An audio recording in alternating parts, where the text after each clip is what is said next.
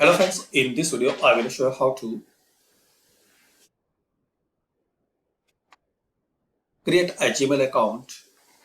So very simple and basic way. Open any web browser,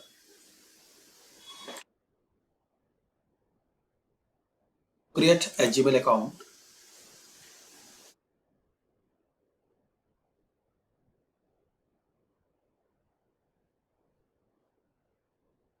search here Gmail.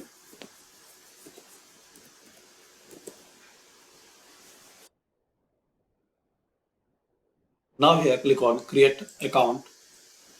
You can create for personal use, for your child, for work or business.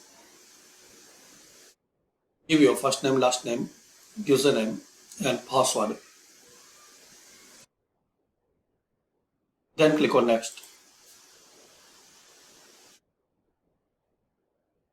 Enter the phone number, recovery email address, date of birth, month, year, and gender.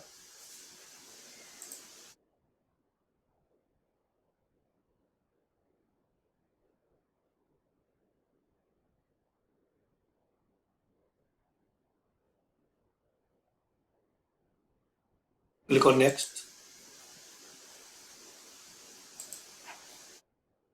Now here click on agree.